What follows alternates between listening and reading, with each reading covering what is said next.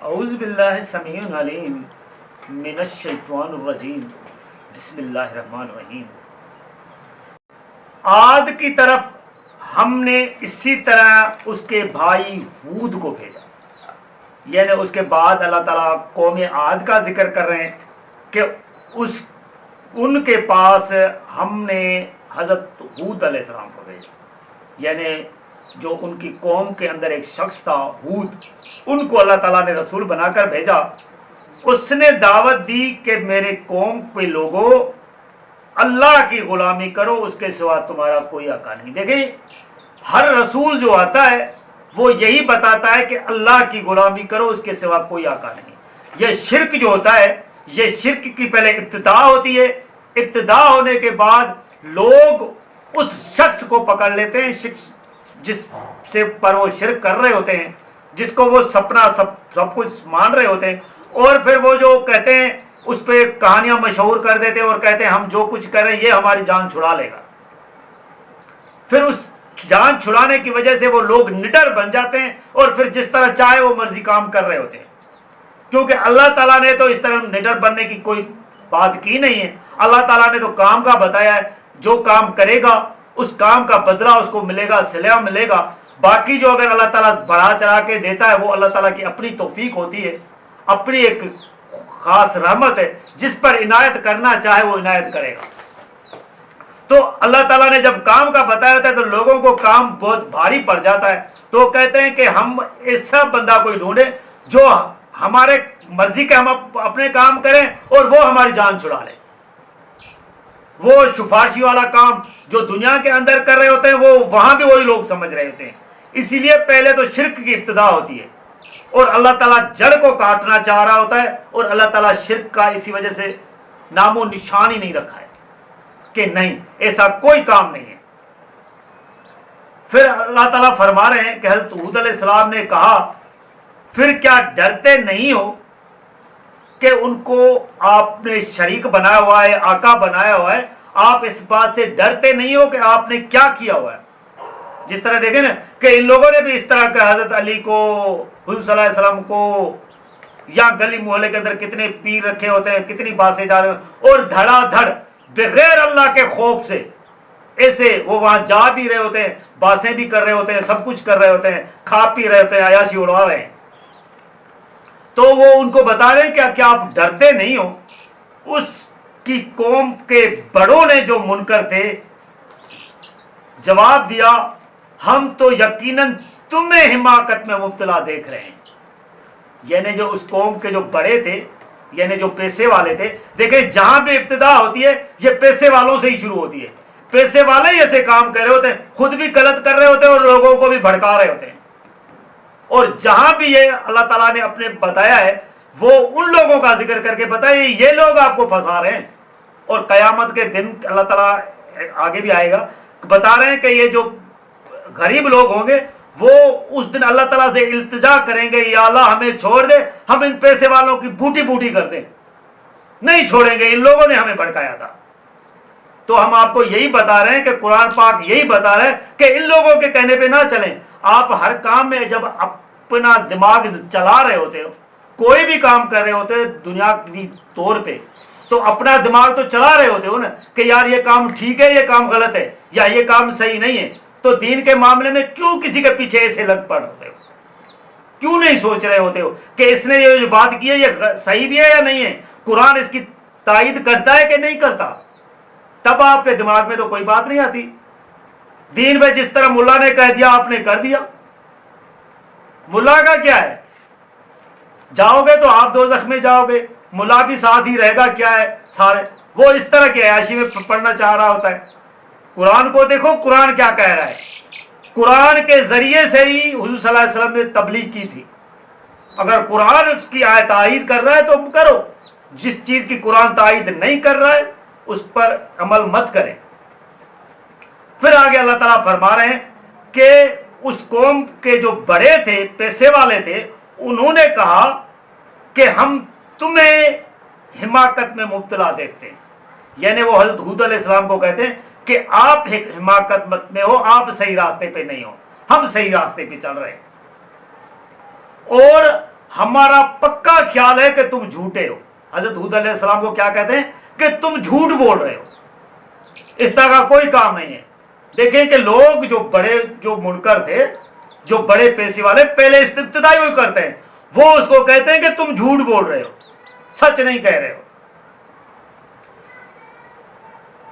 उसने कहा, हज़रत हूद अलैहिस्सलाम ने कहा, मेरी कौम के लोगों, मैं किसी हमाकत में मुब्तला नहीं हूं, बल्कि रब्बुल आलमीन का रसूल हूं।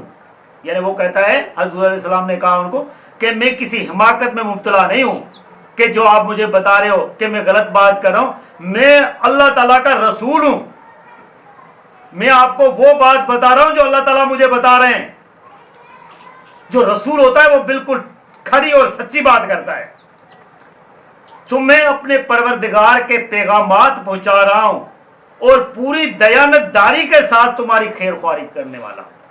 यानी अल्लाह ताला बता रहे हैं कि हज़रत हूद अलैहिस्सलाम ने कहा उनको कि मैं अल्लाह का रसूल हूं और तुम्हें अल्लाह ताला के पैगामात पहुंचा रहा हूं, जो वही मुझ पर उतर रही है वो बता रहा हूं, और तुम्हारी खैर ख्वाही कर रहा हूं, भलाई कर रहा हूं, और वो भी पूरी दयानतदारी के साथ, ईमानदारी के साथ। जिस तरह की वो अल्लाह ताला बात मुझे बता रहे हैं, मैं वही बात आपको बता रहा हूं।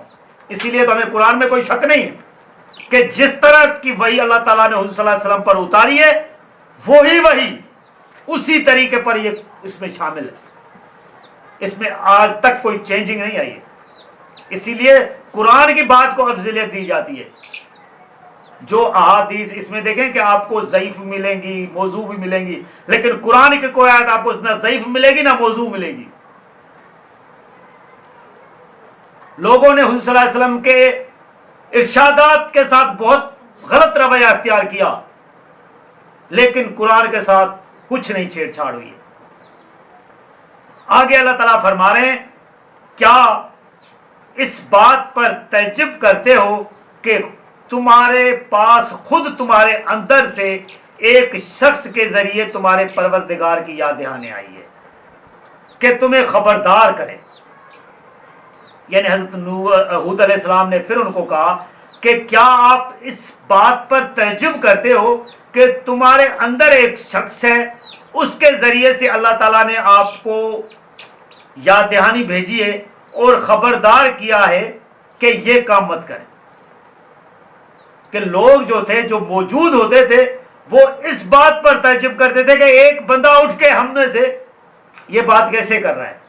इसीलिए आज भी जो को बंदा समझाता है कि यार ये काम सही नहीं है, तो वो जो लोग जिंदा हैं, जो उस टाइम के मौजूद होते हैं, उनको बड़ा तअज्जुब लगता है कि यार तुम ही हो जिसको कुरान समझ में आया है। तो ये लोग उस तरह की बात वाले तो कहते हैं कि क्योंकि वो मर जाता है ना, मर जाने के बाद लोग उसको पता नहीं क्या क्या बता रहे होते हैं, लेकिन जब जिंदा होता है तो वो जो सच्ची बात कर रहा था, तो वो जो जिंदा लोग होते हैं जो उस टाइम के, उन लोगों को बड़ा तअज्जुब होता है। तो लिहाजा कुरान को आप खुद भी अच्छी तरह पढ़े और समझें तो आपको मैंने का अच्छी तरह मतलब और समझ में आ जाएगा। अगर आप ईमानदारी से कुरान को अच्छी तरह समझना चाहने की वजह से अगर आप उसको पढ़ेंगे तो आपको मानी भी समझ में आ जाएगी। लेकिन अगर आपने अपने पीरों को ज़हनों में बिठाया होगा, फिर आप कुरान को समझना चाहेंगे तो आपके सर से ऊपर से ही गुजर जाएगा, आपको कुछ नहीं समझ में आएगा। आगे अल्लाह ताला फरमा रहे हैं कि हज़रत हूद अलैहिस्सलाम ने कहा, याद करो जब उसने कौम नूह के बाद तुम्हें बादशाही दी है। यानी हज़रत नूह अलैहिस्सलाम की कौम को बादशाही दी, लेकिन उन लोगों ने हज़रत नूह अलैहिस्सलाम को झुठलाया, बात नहीं मानी, तो अल्लाह ताला ने उन पर अजाब नाजिल कर दिया। अब भी आपको यानी कौम आद को हज़रत हूद अलैहिस्सलाम कह रहे हैं कि आपको अब अल्लाह ताला ने बादशाही अता की है, तो आप अपने रसूल की बात को सुने और तुम्हारी साखत में तुम्हें खूब मुहक्कम और तंदोमंद किया। यानी आपको जो जिस्मानी साखत अता की है वो बड़ी मुहक्कम है और उसमें आपको अच्छा सेहतमंद जिस्म अता किया है। सो अल्लाह की शानों को याद करो ताकि फलाह पाओ। उन्होंने जवाब दिया, क्या हमारे पास इसलिए आए हो कि हम अकेले अल्लाह की इबादत गुलामी करें और उन्हें छोड़ दें جن کی غلامی ہمارے باپ دادا کر کے آئے.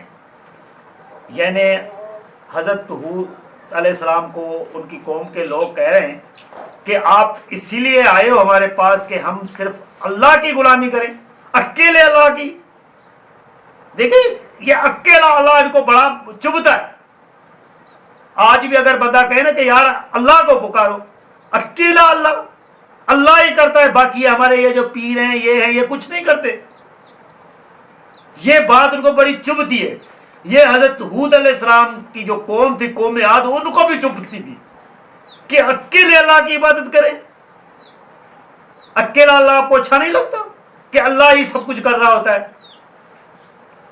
تو اور ہمارے جو باپ دادا جن کی غلامی کرتے آئے ہیں, جن پیروں کو ہم پوج رہے ہیں, جن کو ہم پکار رہے ہیں, جن کو ہم بلا رہے ہیں, جو ہمارا وسیلہ بن رہے ہیں, ان کو ہم چھوڑ دیں. یہی وہی وہ دیکھیں, آپ کہتے ہیں کہ یہ باتیں نہیں ہے قرآن میں, یہ قرآن میں یہی ہے کہ وہی قوم عاد وہی جواب دے رہے تھے جو آپ لوگ آج جواب دے رہے ہیں. تو یہ قرآن یہ بتاتا ہے کہ یہ ساری جو آپ کی باتیں ہیں نا, یہ کوئی انوکھی نہیں ہے کہ آپ نے ایجاد کیے ہیں, آپ کا ذہن اس پہ چل رہا ہے. یہ قوم عاد کا بھی یہ ذہن چل رہا تھا. وہ بھی لوگ اس طرح پاگل نہیں تھے, لیکن بس صرف نافرمانی میں اٹکے ہوئے تھے, لگے ہوئے تھے, اور اس بات کو جو جس میں وہ لگے ہوئے تھے اس کو صحیح سمجھ رہے تھے. پھر آگے قوم عاد کیا کہتی ہے حضرت ہود علیہ السلام کو, یہی بات ہے تو جس عذاب کی دھمکی ہمیں سنا رہے ہو وہ ہم پر لے آ. یعنی اللہ تعالیٰ بتا رہے ہیں کہ قوم عاد سمجھ رہی تھی کہ یہ ہم کام غلط کر رہے ہیں, لیکن حضرت ہود علیہ السلام کو پھر کہہ رہی ہے کہ ٹھیک ہے, آپ کہتے ہو نا کہ ہم یہ کام نہیں چھوڑیں گے تو عذاب آئے گا, کیونکہ رسول آتا ہے وہ دھمکی دیتا ہے, بتاتا ہے کہ اگر آپ یہ کام نہیں چھوڑنا نا تو آپ پر عذاب آ جائے گا. پھر ہمیں نہیں کہنا, یہ ہم نہیں سناتے کیونکہ ہم کوئی رسول نہیں ہے, ہم صرف آپ کو قرآن بتاتے ہیں. تو وہ رسول آ کے بتاتا ہے کہ اگر آپ نے یہ کام نہیں چھوڑا تو آپ پر عذاب آئے گا. تو وہ قوم عاد جو تھی وہ اس کو حضرت ہود علیہ السلام کو کہتی ہے ٹھیک ہے, اگر ہم نے کام نہیں چھوڑا تو ہم پر عذاب آ جائے گا, تو عذاب لے آؤ, دیکھیں ہم کیسا عذاب آتا ہے اگر تم سچے ہو. اس نے کہا, یعنی حضرت ہود علیہ السلام نے کہا, تمہارے پروردگار کی طرف سے تم پر گندگی آ پڑی اور اس کا غضب ٹوٹ پڑا ہے. یعنی آپ نے ایسا جواب دیا ہے, جواب کی وجہ سے, اور آپ پر عذاب نازل ہو کر ہی رہنا ہے.